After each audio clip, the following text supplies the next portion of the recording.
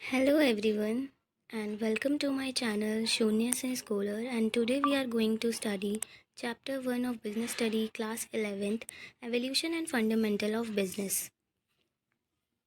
What is business? Business is an economic activity that involves the production, purchase or sale of goods and services to earn profit.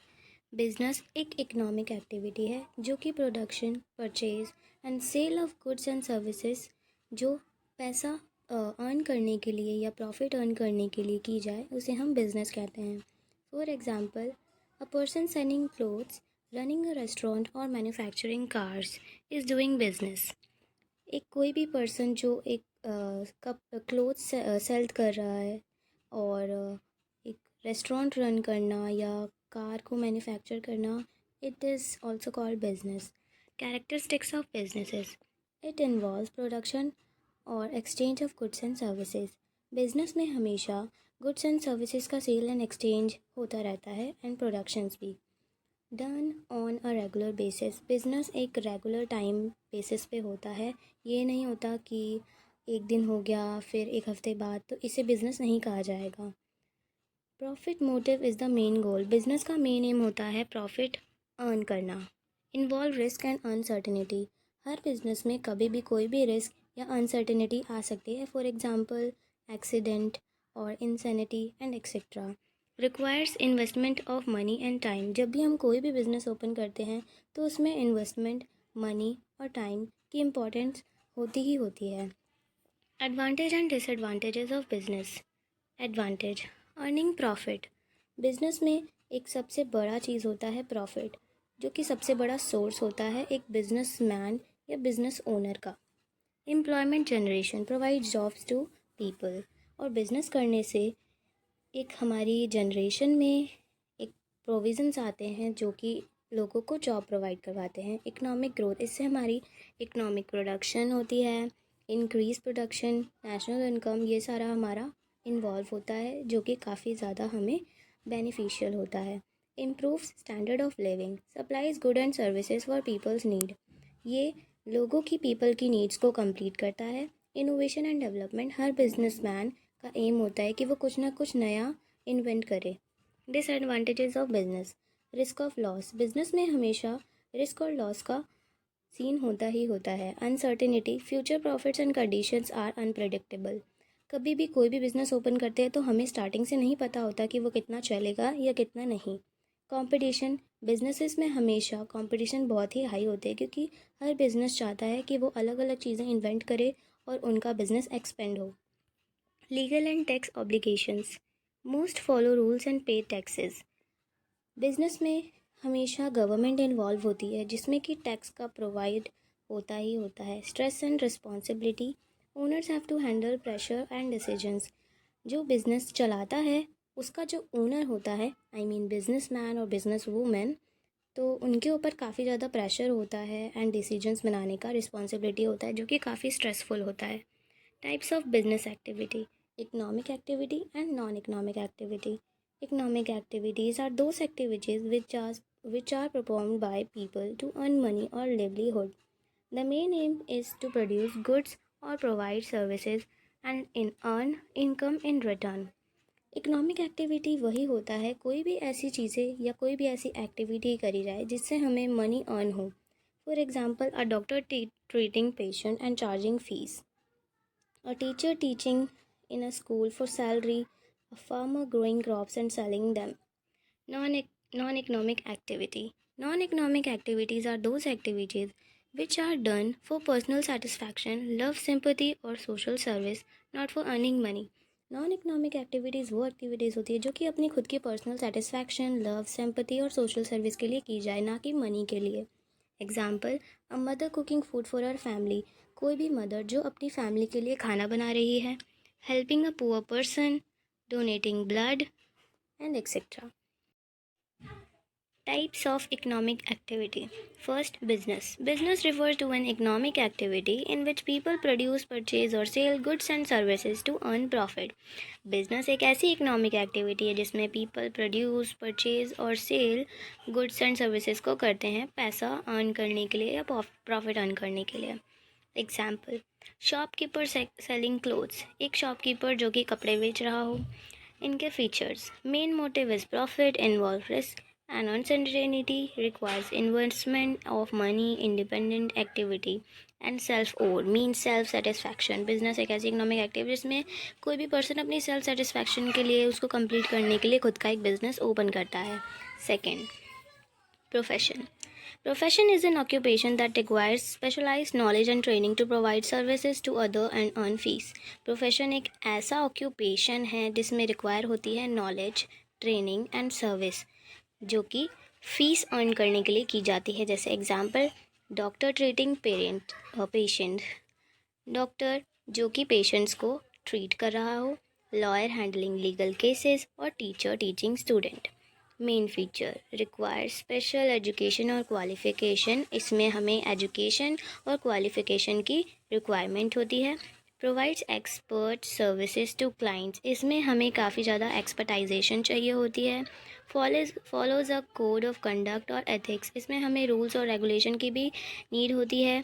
Earns professional fees as income, इसमें professional fees as income मतलब professional fees हमें attain होती है। जैसे कि business में profit earn होता है, वैसे ही प्रोफेशन में फ़ीस होती है।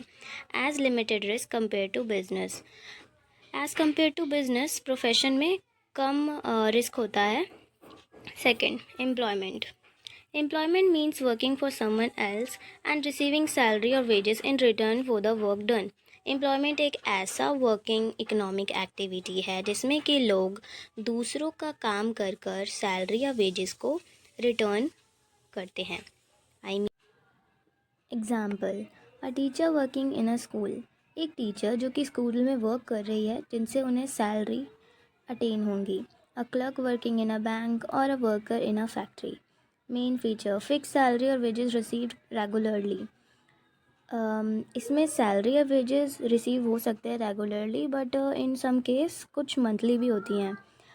सेकेंड, नो फाइनेंशियल रिस्क, इसमें कोई भी रिस्क नहीं होता, चाहे किसी भी कंपनी या कहीं भी आप काम कर रहे हो तो उसमें अगर कोई भी काम वो चल भी नहीं रहा है तो आपको तो भी इसमें सैलरी मिलेगी। Must follow rules of the employer और ऑर्गेनाइजेशन, एम्प्लॉयर को ऑर्गेनाइजेशन के रूल्स एंड रेगुलेशंस फॉलो करने ही करने पड़ते हैं। Work is done under the control and supervision of an employer, जो एम्प्लॉयर होता है उसका वर्क डन होना ही होना होता है एज कंट्रोल बाय सुपरवाइज़र या supervision. Relationship of employer and employee exist, जो भी रिलेशनशिप होता है एम्प्लॉयर या एम्प्लॉय का वो काफ़ी ज़्यादा एग्जिस्ट करता है। Types of non economic activity. Social activity वो होती है जिसमें कि लोग सोशली सोसाइटी की हेल्प करके या सोसाइटी में इम्प्रूवमेंट कर कर बिना पैसे के हेल्प करें, जैसे helping poor and needy people, donating clothes और food, working in an NGO और old age home. Main features, done for social welfare, aim is to serve humanity, provides emotional satisfaction, not for income. Okay, second is patriotic activity. These are activities performed to show love and respect for one country without expecting any reward or money. ये ऐसी activity है जिसमें कि लोग अपना love respect अपनी country के लिए दिखाते हैं विदाउट एक्सपेक्टिंग एनी रिवॉर्ड और money. Example, serving in the army, participating in cleanliness or awareness drives, hosting the national flag on Independence Day. Main features, done for the nation's welfare, shows love, loyalty and pride for the country, gives emotional and moral satisfaction. Third, religious activity. These activities are performed for faith, belief or spiritual satisfaction, not to earn money. Religious activity जो अपने धर्मों को लेकर प्यार, स्वभाव, faith believe हो, spiritual satisfaction हो, उसे हम रिलीजियस एक्टिविटी कहते हैं. And again not to earn money.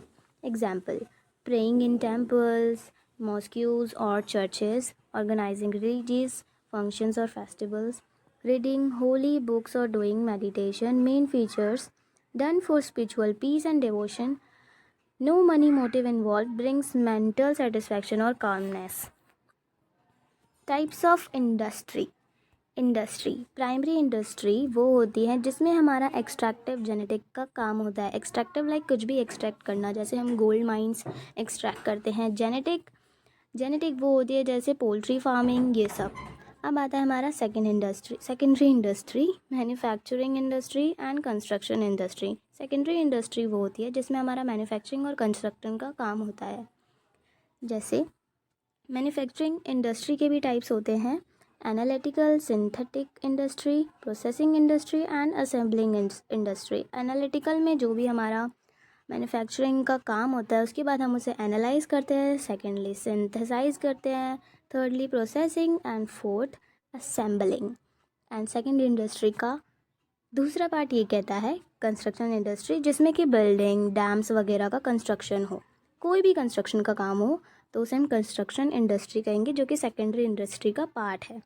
Tertiary industry, जिसमें टर्शरी इंडस्ट्री यही होता है कि जब भी हमारा प्राइमरी सेकेंडरी का काम ख़त्म हो जाए, तो मान लो जैसे कि कोई भी कुरकुरे का पैकेट हो, तो अब उसे ट्रांसपोर्टेशन के लिए भी कुछ तो चाहिए होगी हेल्प, तो हमारा टर्शरी इंडस्ट्री इन सब चीज़ों में इन्वॉल्व होता है, like transportation, banking, warehousing, insurance and advertising. Commerce trade, meaning of commerce.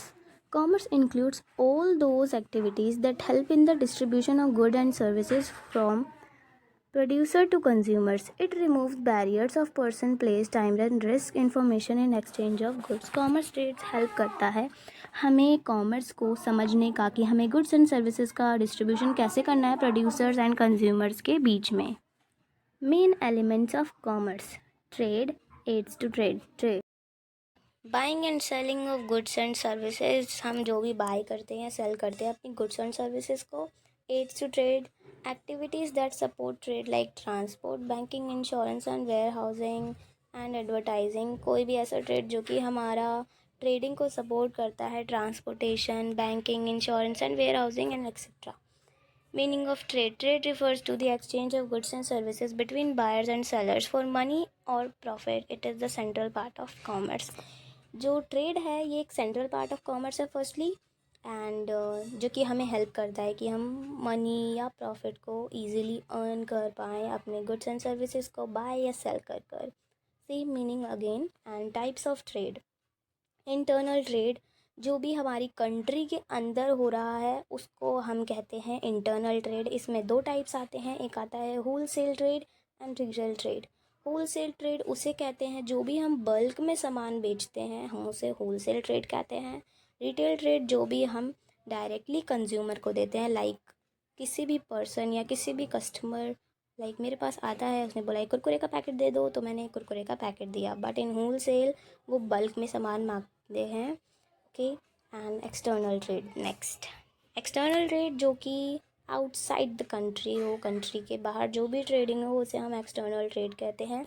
इसमें तीन टाइप्स आते हैं, import trade, export trade and entrepot trade. Import trade, buying goods for other countries, ऐसा गुड्स और सर्विस जो कि हम दूसरी कंट्री से बाय करते हैं। लाइक कोई भी बोलता होगा बच्चा ये सामान इम्पोर्टेड है, सो लाइक वो कंट्री के बाहर का है। Okay, export trade, selling goods to other countries. Export trade जो भी हम गुड्स एंड सर्विसेज अपनी कंट्री से दूसरी कंट्री को सेल कर रहे हों। Entrepot trade, importing goods from one country and exporting them to another. For example हम ले सकते हैं, मैंने नेपाल में सामान भेजा, फिर नेपाल ने पाकिस्तान को, फिर लंदन, मतलब लाइक एक्सेट्रा कुछ भी बना सकते हैं। लाइक एक कंट्री से दूसरी कंट्री, दूसरी कंट्री से थर्ड कंट्री, लाइक ऐसे कहते हैं हम एंटरप्रोट trade. Importance of commerce and trade, links producers and consumers, helps in mass production and distribution, creates employment opportunities, promotes economic growth and international relations. Like ये काफ़ी ज़्यादा help करता है हमारे एक्सपेंशन में, एंड लाइक जो भी हमें लिंक प्रोड्यूसर्स एंड कंज्यूमर्स के बीच में जो भी हेल्प होता है, ये काफ़ी ज़्यादा हमें अपॉर्चुनिटीज़ देता है अपने चीज़ को एक्सपेंड करने का या अपनी कंट्री को एक्सपेंड करने का। Business risk, business risk means the possibility of loss or integrity profit due to uncertain future events. Business risk उसे कहते हैं जिसमें कि जो भी मतलब पॉसिबिलिटी है वो लॉस की या रिस्क की। अब दो टाइप के बिजनेस रिस्क होते हैं, speculative risk and pure risk. Speculative risk उसे कहते हैं जिसमें हमें पॉसिबिलिटी होती है हमारे बिजनेस की कि वो गेन भी कर सकता है और लॉस भी कर सकता है in change in demand of price of goods, like कोई भी डिमांड बढ़ भी सकती है, घट भी सकती है, तो उसे हम स्पेकुलेटिव रिस्क कहते हैं। जिसकी वजह से, लाइक डिमांड या प्राइस की चेन की वजह से जो भी गेन और लॉस होता है उसे हम स्पेकुलेटिव रिस्क कहते हैं। Simple words. प्योर रिस्क उसे कहते हैं जिसमें कि हमें बिल्कुल पॉसिबिलिटी होती है कि लॉस ही लॉस होगा, लाइक गेन हो ही नहीं सकता। हमारा जैसे हम बिज़नेस चला रहे हैं, उसमें आग लग गई, चोरी हो गई, तो हमें बिल्कुल पता नहीं है, लेकिन हाँ हमें पता है कि ये प्योर रिस्क है, इसमें लॉस होना ही होना है, कोई गेन नहीं हो सकता। अब आग लगने के बाद दोबारा गेन कैसे होगा, अब वो दोबारा हमें बैकअप करना पड़ेगा, सो उसके लिए हम नेक्स्ट चैप्टर में पढ़ेंगे, अभी हम इस पे हैं। Causes of business risk.